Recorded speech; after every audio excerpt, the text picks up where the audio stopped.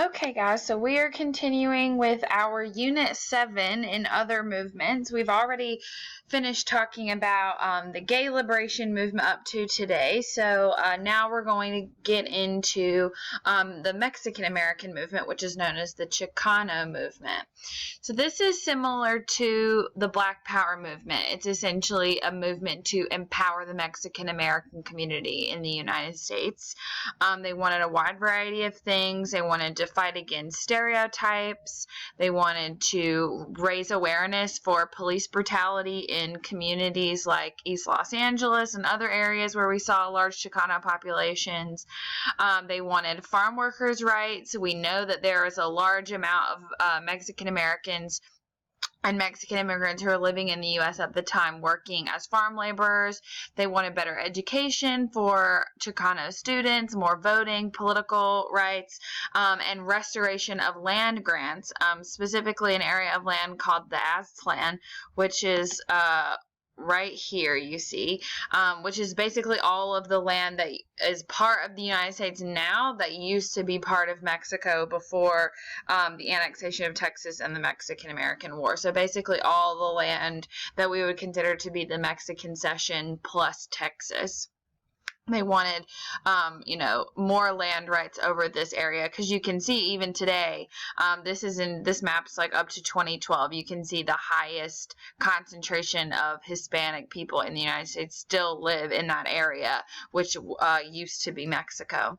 So a few important people and leaders and organizations that you should know for the Chicano movement. First, I do want to mention Chicano. That word was originally meant as an insult. So the movement, part of it was taking back ownership of that word. So they've very much embraced that word and used it for themselves. So, and probably one of the earliest activists and voices of the Chicano movement was this man on the far right over here named Rodolfo Corky Gonzalez. He went by Corky.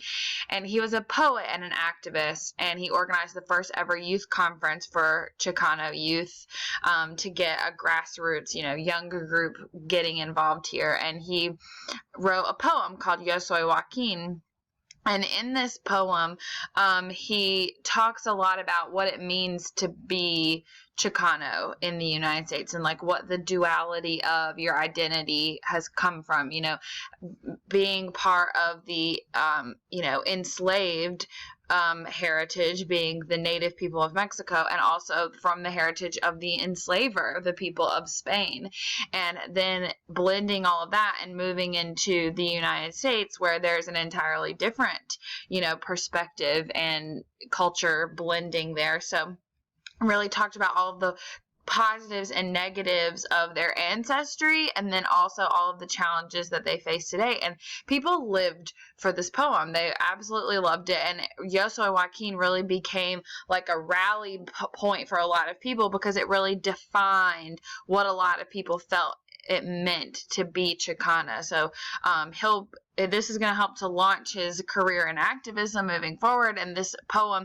is going to be a big, probably the most important piece of publication to come out of the Chicano movement. The other major leader that we're going to see at the beginning is Cesar Chavez. And Chavez was born in Arizona. He did 2 years in the Navy, and then after the war, he moved to California with his family and was working as a farm laborer. And he came from a family of farm laborers, and he worked really hard to, once he was living in California, unite the farm workers that he's been around that his whole life, as well as the urban youth of, more inner city neighborhoods like in Los Angeles, where they experience also problems that are, disproportionately affecting members of their race, but they're experiencing different issues from farm laborers. Farm laborers aren't being subjected to police brutality or facing those types of issues the way the inner city youth are. So he founded his own farm workers union called the National Farm Workers Association. Most labor laws at the time didn't apply to agricultural workers. A lot of those labor laws that we got passed during the progressive movement only applied to like factories, like manufacture work. That doesn't count for agricultural workers. So he organized a strike and a march all the way from Delano to Sacramento in California, and really convinced people to see the struggle of the farm workers as a moral one. With his and he was a very good motivational speaker. He took a lot from Dr. King. He really tried to bounce off the civil rights movement and talk about shared goals and stuff. Si se puede, yes we can, was his slogan. And ultimately his work is going to finally help end the Bracero program in 1964, and his Farm Workers Association is still an active union today. And as for major organizations, we should note MALDEF is probably the most important, which stands for the Mexican American Legal Defense and Education Fund. This is kind of like the NAACP. They do a lot of legal work in trying to challenge issues in the court systems. They were founded in 1968, still an active group today. Unlike the NAACP, who does almost all of their work is legal, they don't necessarily, stage a lot of protests and do a lot of activism in that way, but MALDEF did do that, and they still do. One of their first big wins is a case they filed back then and wasn't decided until 1982. It's pretty normal as far as cases go, which was Filer v. Doe, Plyler, Filer v. Doe, Plyler v. Doe. And what it said was it was about Texas, and states were denying public education for undocumented children, or they were charging them tuition. So if you or your family was undocumented, then they were either saying like you need to pay tuition to go to the school, or you can't go to school at all, which is illegal. And the Supreme Court said that was unconstitutional and not allowed. So it secured education rights and privileges for the children who were or children of undocumented workers. One of the more well-known groups to come out of the Chicano movement is known as the Brown Berets, and they're basically like the Chicano Black Panthers. They were founded by a man named David Sanchez, and they are still an active group to this day.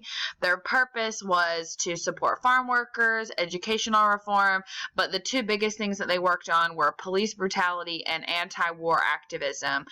For example, in 1970, they staged a massive march and protest against Vietnam and against the draft called the Chicano Moratorium. 20,000 people showed up. The LA Sheriff's Department ended up attacking protesters and several other people, and people were killed, one of which being a journalist, which put a lot more spotlight onto it. In the late 70s, things for the Brown Berets kind of fizzled out, but when the 90s came, we saw another big wave of immigration coming in from Mexico, and more issues started to come to the table, especially in California, and so that sort of brought everything back up again. And since the 90s, the Brown Berets have been an active activist group ever since.